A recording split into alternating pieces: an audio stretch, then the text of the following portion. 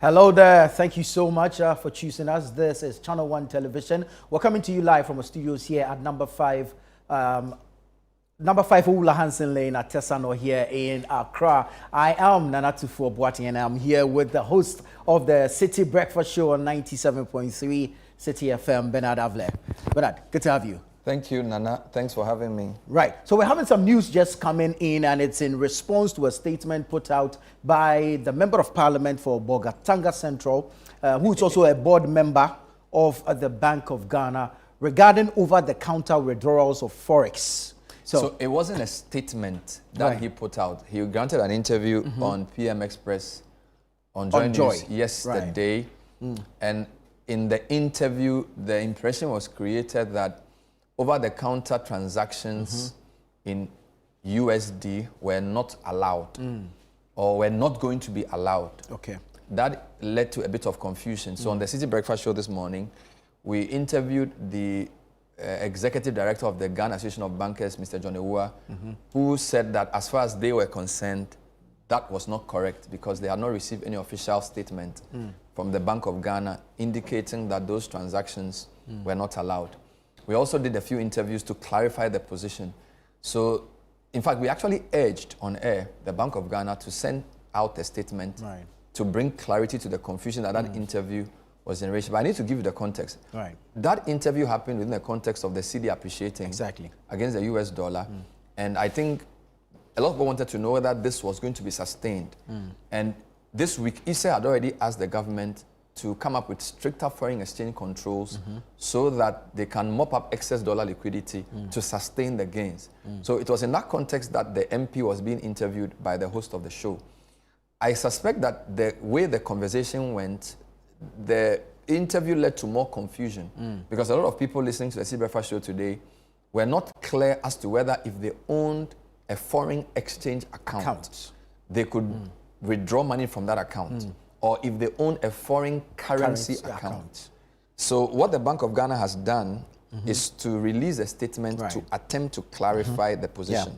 So I don't know if you have the statement. Yes, I do have that statement, and then I'll proceed to read that statement. It's on the letterhead of the Bank of Ghana, and it's titled Notice on Foreign Exchange Withdrawals. Notice number BG Gov SEC 2025/14.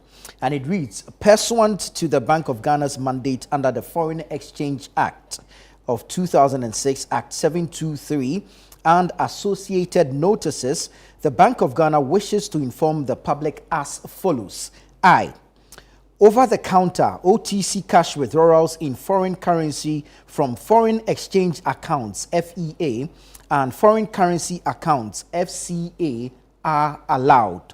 II, for non-FEA and non-FCA account holders, Forex purchases for travel outside Ghana are allowed, but capped at $10,000 or its equivalent per person per trip.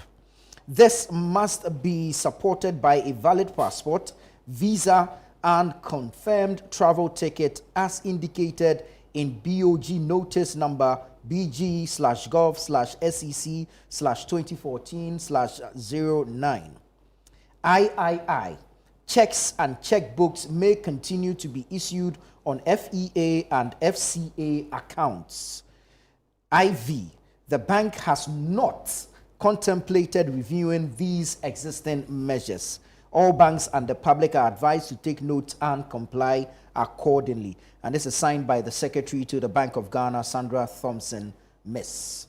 So I think that statement is very, very important, particularly because if this clarification had not been brought in, you can foresee how people would be hesitant to even keep operating their foreign exchange accounts and possibly their foreign currency accounts. Now, there's a background to this. In 2014, within the episode of depreciation of the currency, one of the things the committee set up by the president then, Mahama, to resolve the issue was to recommend stricter foreign exchange controls.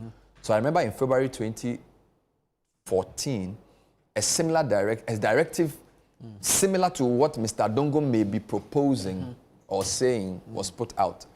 And they reversed it in August of the same year. Now, I believe the reason this has generated a lot of confusion is that the interviewer asked Mr. Adongo that if I have an account at a bank, which is my own personal dollar account, and I want to withdraw US dollars over the counter, can I do it?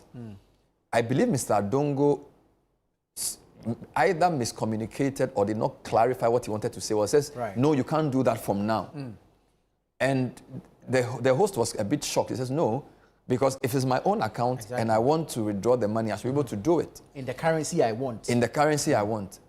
And I believe the example he gave was, if I want to travel abroad and I want to buy an air ticket, I should be able to withdraw. So I think this statement, what it does is that it actually gives us the full picture. Right. So two things. There are two types of accounts. There is a foreign exchange account and there's a foreign currency account. I'll use examples to explain the difference. Right.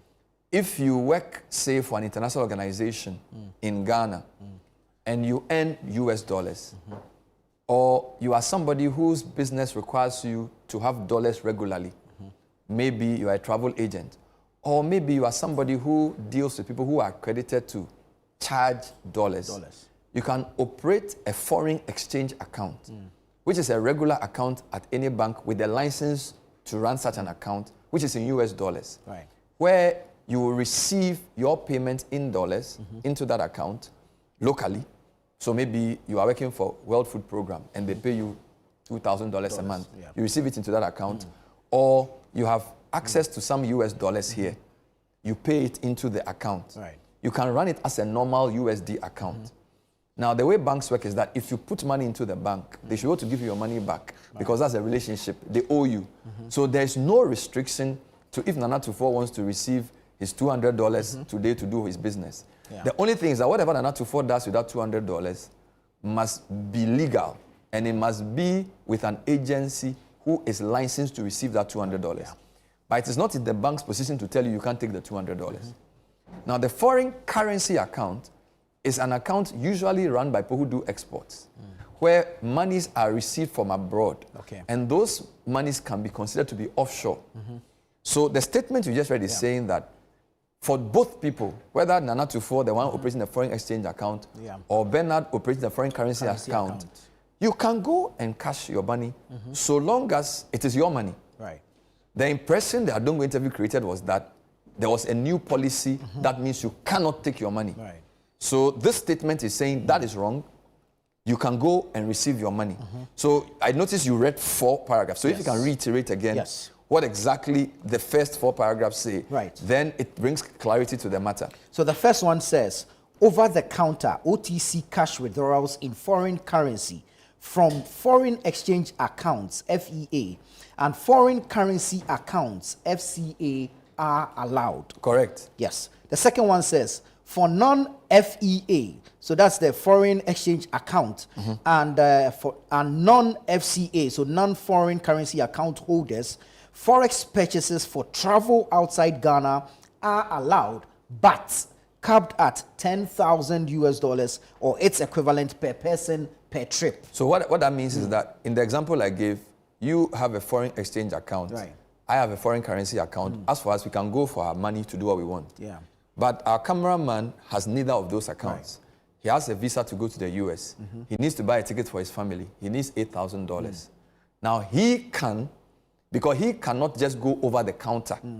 But even with what you have read, there's a limit. He cannot get beyond 10,000. But he still can have access to FX to do that specific travel transaction.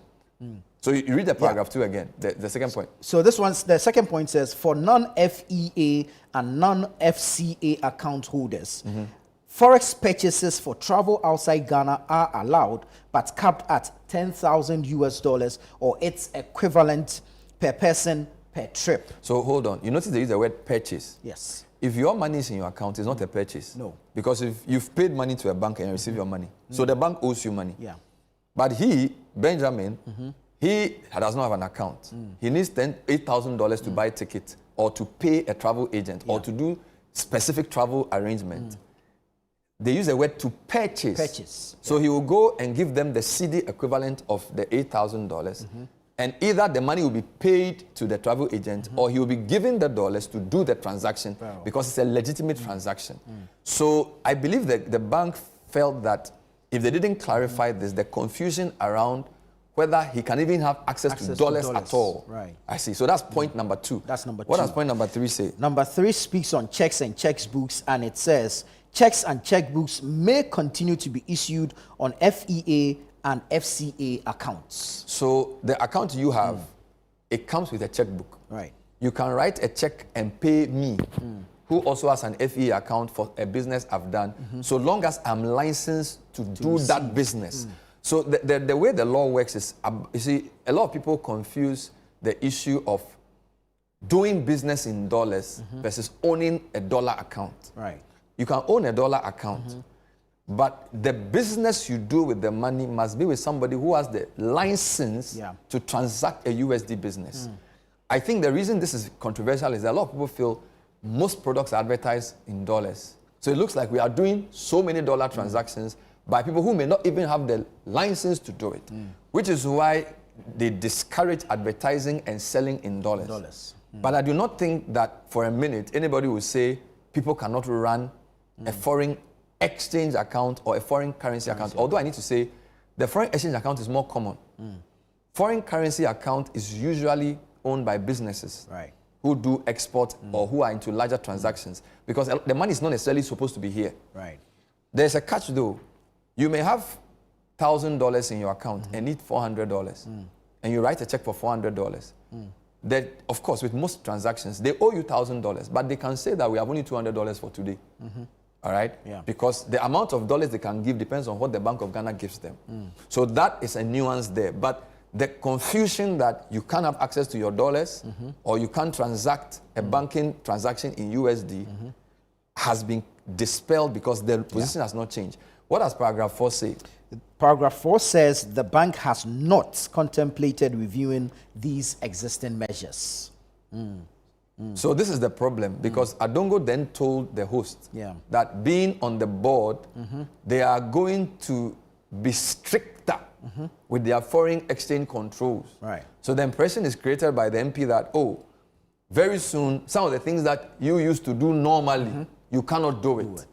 Okay. So that paragraph is essentially saying this is not true. So it behoves the MP to now come and say where he got the information from. And he's a board member. So it's a very difficult situation for him this morning. What I would say is that from the job we do, usually the Bank of Ghana announces directives like this through the secretary. In this case, Sandra Thompson. I hope she's the one who signed this she's the one who signed. So usually when you see something signed by her, particularly when it has to do with financial institutions, then it's very clear that this is a directive, because you see, a bank teller and how he deals with you cannot depend on hearsay or even an announcement on radio. So these directives are legal, right? So there's a law that governs what they do, there are regulations, and then there are directives. So the law is of course, there's a policy at the top, then there's a law. So in this case, we have the Foreign Exchange Act. Act 723 or so, 2006. Then they, at the end, they issue guidelines and interpretations of the law. But as they did in February 2014, they can issue a directive and say, based on what is happening in the economy, and after a meeting with the president, and in line with the law, we have issued this directive that from today, people cannot take a certain amount beyond a certain whatever. Do you understand? Now, the directive that is close to what Mr. Adongo is saying was issued in February 2014, but reversed in August. So the in-depth interview suggested that maybe they are going back to that directive, which they are saying no, they are not contemplating doing that, because it can lead to panic. If somebody is, and in fact, even if you announce such a policy, if they were going to do it, they will have to give a period. Because assuming I have goods coming in, and I need to pay for the goods at the port, or to some entity who has the license to receive the dollar, you cannot just announce the policy on a whim. It will cause too many problems. So usually when these things are to be done, they think through it carefully, and they also then sort of give a time to start it. Because the thing with banking is that if you don't let people know if there's no predictability, it leads to panic withdrawals. Exactly. Yeah. Which can collapse the banking system. So even though this statement is very short, I can tell you that between yesterday and this morning when we finished the breakfast show, I'm sure there was a lot of activity in that Bank of Ghana. Because another context, the government has found a way to get the dollar to be cheaper from around 16 in December to 12.5. Yeah. Now, if this is not managed well and people start behaving in an irrational way, all of that can be eroded. The gains will be eroded. So it's a quite serious. So even though it's a very tear statement, I can tell you that this statement has probably gone to the highest level. Yeah. And I'm sure calls have been received because this morning we didn't even actually plan to discuss this in full. But based on the feedback we were getting from, we had to discuss it till 10. You brushed on it a bit, but I was actually coming to that also. The weather that was brewing from that proposed policy or suggested policy by Adongo, and how this statement from the BOG weathers the storm. I hope it does. I think look, we said, and again, some of the work we do is public interest. I don't work for the BOG, neither do I advise them. But on the basis of our responsibility as a leading media house with all these listeners and viewers, we have a right to inform the public on the right things, which is why I called John Ewua. Now, when I put John Ewua on the line, the interview suggested that he was not very happy with the statement that had been made by the MP. Yeah. So he took the pains to state that no such thing exists. Then I spoke to another lawyer who also tried to clarify the position. But I realized very quickly that the way this is going, if the central bank does not issue a statement on this, it's going to cause... I actually think they need to come further to tidy up, because I am the one talking based on what I know. Limited, I'm not a banker. Yeah. I sincerely believe that the communications unit of the central bank, beyond issuing the statement, needs to actually come out and seek to. For yesterday, when we did the point of view, we went to the market, all right? Doris went to the market and Emmanuel went to the market. A lot of the people who transact in Ghana, they don't even read these statements. Yeah. Hearsay can be very dangerous. One woman said she's heard that the dollar is coming down. So as for her, dear, she will start lowering prices in September because she has got to buy goods on credit. Yeah. And so she doesn't think she can lower the price. That reveals a deep misunderstanding of many things. Yeah. Okay. Now, our economy is a very informal economy. So official communication from the central bank has to be properly contextualized and situated. So I don't think I should do their work for them. Right. There are a lot of people there who are paid a lot of money. True. They need to go out there and go and explain to the public what, I don't want to use a French word, you know, what all that is about. They have to. That's why they are paid. Yeah. All right. The media cannot do the work for them. And they cannot hide behind just a statement. I think they should come out and say, look, this is the history of this situation. This is what we did in 2014. This is the reason we did it. This is possibly why Mr. Adongo said what he said. And this is what the way is for good. This is why they are paid. This is should do that job. We are doing our job to the public because the public listens and trusts us. Yeah. But I think it behoves on a central bank, particularly in such a sensitive period, to come out and speak clearly, to put an end to. Because I'm sure the banking sector is also worried. Yeah. All right. I mean, there will be some rattling going on within the banking space, not being sure exactly what was going to happen. And like you said, hearsay has the tendency of creating a lot of confusion within the space. This statement alone should not settle the matter. It's important, as you've put out there, that the BOG will come out and clarify same. Okay. We're actually on with them. We are just trying to put them on. And the other last thing I want to say is that even before Adongo's statement, last week, a few people called me that when they go to their banks to withdraw money from their own foreign exchange accounts, some banks were giving them lower than they were asking for, and other banks were saying, we only give you CDs. Right. So I want to say that this is not just out of the blue. Yeah. Okay, because I personally have had people call me to say, look, my bank is not giving me my own foreign currency. Yeah. And I even told the people that I will check and get back to them. So there's obviously something happening. And again, yesterday in the interview with John Awuni, he was talking about the whole idea of how some banks don't have dollars and therefore they had to even go to allergies and things. Yeah. So I think if handled well, this can bring more light to the whole situation. Exactly. Because maybe some of the banks may be operating certain unwritten rules for their customers for which there is no clarity. So, and I agree. I mean, they should put more light to the Forex trade itself. the appreciation of the CD itself needs a lot more explanation because Yeah. we've seen and heard that there are multiple factors contributing to the appreciation of the CD and not just gold reserves, as we have been told by some persons. So, indeed, as Bernard said, we are working to get the BOG on the line now. On the line now to give us some clarity with this matter because Mr. Adongo is no mean person. He sits on the board of the Bank of Ghana. And don't forget, he's the chair of the Finance Committee in Parliament, and he's been one of the lead spokesperson for the NDC on the economy. So this is a very significant development. Also, as you rightly said, this week, in fact, the point of view for 2 occasions, very rarely do we tackle the same topic twice. On Monday, our subject of discussion was how long will the CD appreciation against the dollar last?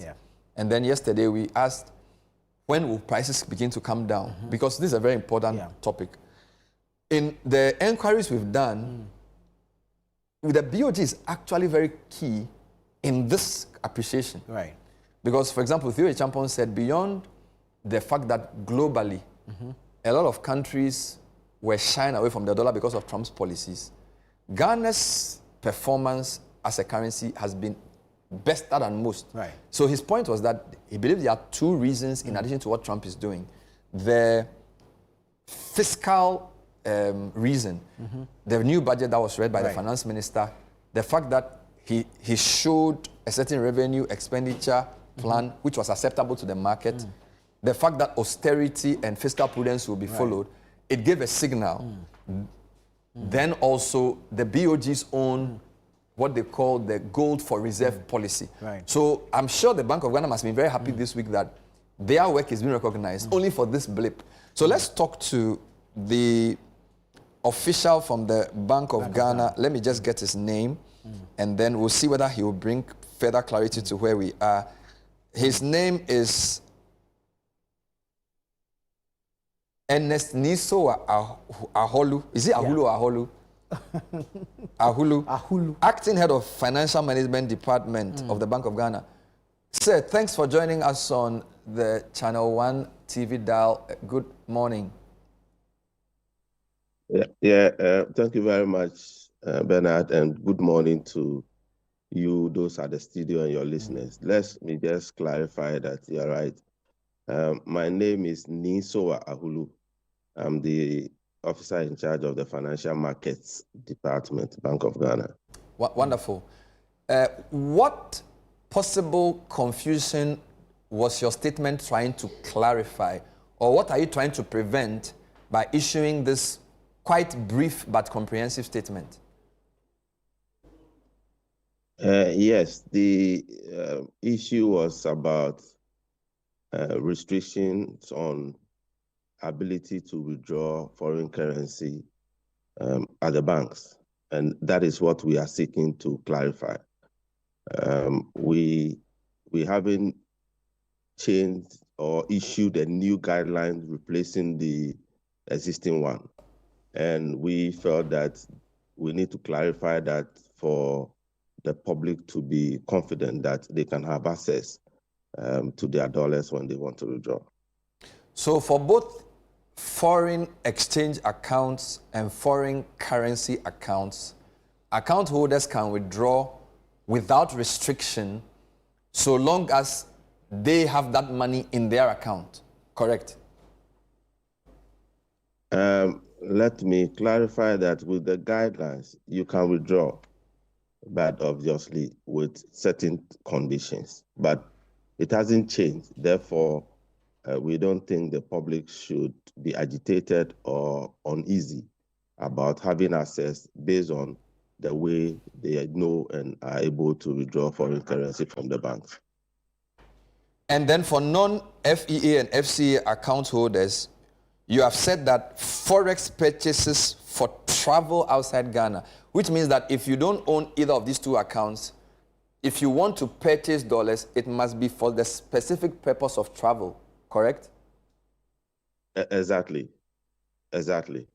You are right on that one. And I will also need to clarify that, the 10,000 is the upper limit per travel. And that is also a guideline, not just for us, but for international travels in most countries where you can't travel with more than $10,000. If it's above, then you have to declare. Fair enough. Prior to this confusion occasioned by the interview, I have had, as a journalist, a few bank customers complain to me that their banks either give them lower than they ask for, or sometimes even say we can only give you CDs. I do not know if anybody has made an official report to the BOG on this, but I'm saying this as a matter of record that there have been complaints that some banks are either not giving USD to their FEA and FCA customers or giving them lower amounts than they are due. Has this come to your attention? If it has not, is it correct for a bank to say that even though I have an FEA account and I want to withdraw a certain amount of money, the bank will say, no, let me give you CDs instead? The guidelines exist, but remember, there are operational issues associated with the banks. So customers will need to get clarification from the banks why, in terms of withdrawal at a particular point in time, other issues come into play. If a bank is saying they cannot be able to provide the dollars and that they will want to give CDs, I think that should be explained to the customer in the context of the transaction. Then it will be clear to both the parties involved. But as far as we are concerned, the guidelines is to be applied where it is possible for the banks to stick to the guideline and ensure that customers get the full benefit of the process. They are to ensure that. Finally, Where there are challenges, we will be grateful if it is brought to the attention of the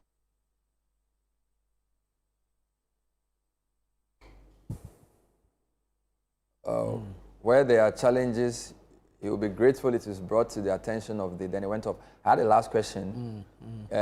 This is a personal experience where you go to a bank, let's assume you have $1,000 in your account.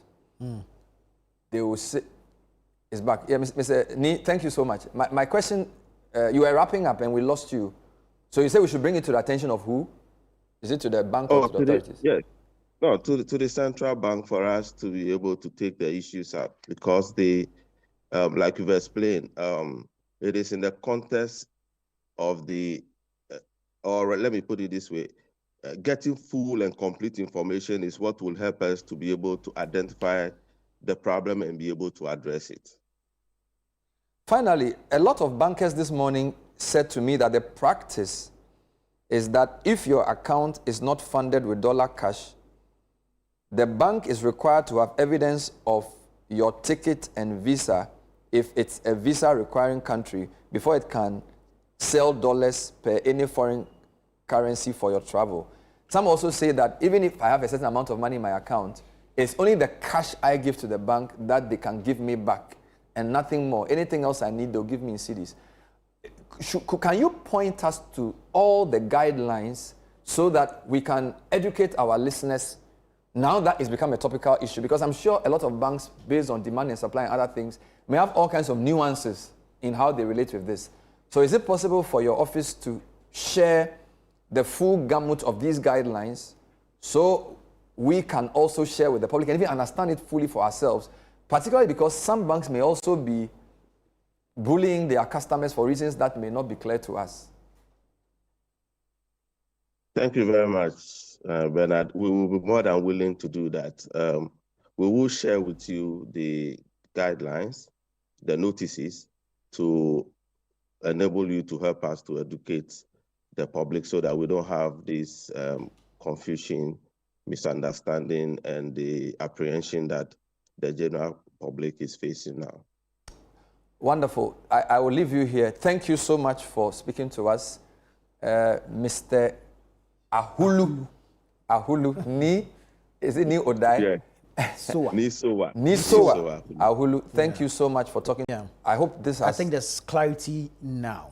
And then if we're tying it into what the Ghana Association of Bankers said this morning on the CBS, then of course we know that there are processes or procedures, due diligence processes and procedures that will have to take place before such notices or guidelines are issued, even on the acts, before such barment or discontinuation of over-the-counter foreign exchange withdrawals can be barred.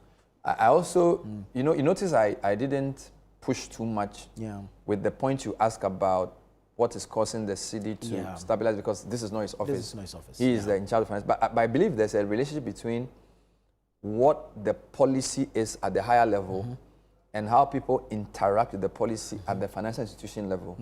So whilst this interview is not the platform to delve into those, I think it's very important for people like him to monitor the way banks treat their customers when it comes to these transactions. So, because if you say people are speculating, they will be speculating because when they go to their bank tells them something that may not be in line with what you are saying. So, and I'm glad that the communications team arranged this interview to start opening things up. You know, in our work, we say sunlight is the best disinfectant. If you hide something in the dark, there will be speculation. So I think credit to them for issuing the statement quickly and for also allowing Mr. Ahulu to speak. So viewers, I think we are clear. Now before we read the statement finally again, then we can allow you to continue watching the rest of our programs. Very well. So I'll take the statement from the Bank of Ghana. Again, it says notice on foreign exchange withdrawals.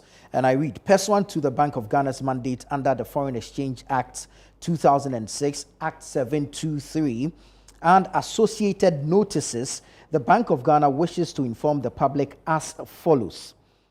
I, over-the-counter OTC cash withdrawals in foreign currency from foreign exchange accounts, FEA, and foreign currency accounts, FCA, are allowed.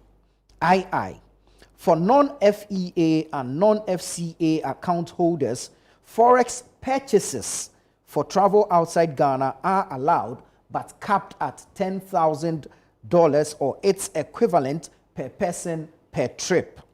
This must be supported by a valid passport, visa, and confirmed travel ticket as indicated in BOG notice number BG/Gov/SEC/2014/09. III.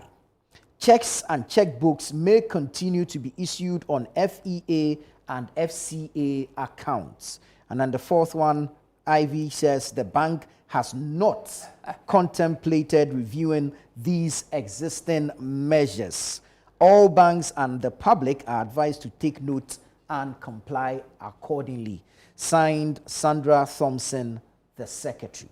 So I think it's there for you to see. If you want more information on this, I think you can go to our website. Very well. ChannelOneNews.com as well as citynewsroom.com for more information on this. So, Tufo, are we done? Thank you so very much. This has been good, quite informative, and I'm sure our viewers have seen some headway regarding the almost confusion that was created earlier on. My name is Nanatufo Boateng. I was here with the host of the City Breakfast Show on 97.3 City FM, Bernard Avle. Thank you so much to you. Keep watching Channel One TV. And of course, stay tuned in to 97.3 City FM.